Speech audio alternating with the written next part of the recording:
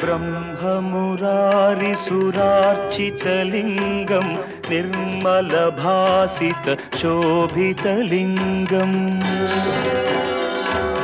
जन्मजदुःखविनाशकलिङ्गं तत्प्रणमामि सदा शिवलिङ्गम्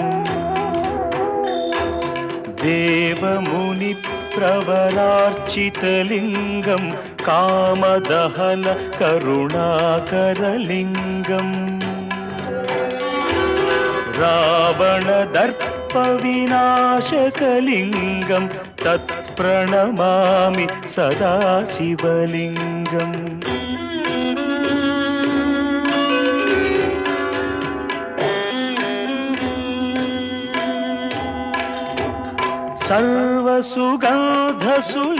सर्वसुगन्धसुलेपितलिङ्गं बुद्धिविवर्धनकारणलिङ्गं सिद्धसुरासुरवन्दितलिङ्गं तत्प्रणमामि सदा शिवलिङ्गं कनकमहामणिभूषितलिङ्गं फणिपतिवेष्टितशोभितलिङ्गम् दक्षसुयज्ञविनाशनलिङ्गं तत्प्रणमामि सदा शिवलिङ्गम्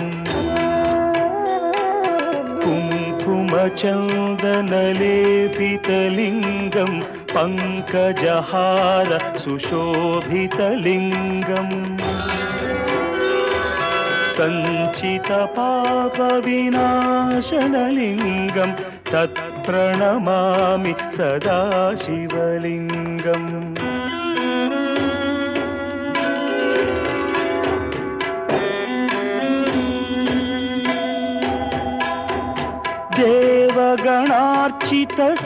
देवगणार्चितसेवितलिङ्गं भावैर्भक्तिभिरेव च लिङ्गं दिनकरकोटिप्रभाकरलिङ्गं तत्प्रणमामि सदा शिवलिङ्गम् अष्टदलोपरिवेष्टितलिङ्गं सर्वसमुद्भवकारणलिङ्गम्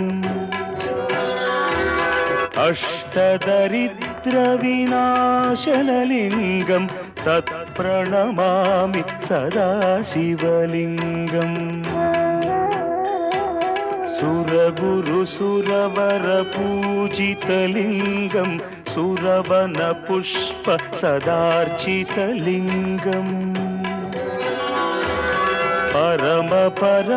परमात्मकलिङ्गं तत्प्रणमामि सदा शिवलिङ्गम् लिङ्गाष्टकमिदं पुण्यं यः पठेच्छिवसन्निधौ शिवलोकमवाप्नोति शिवेन सह मोदते।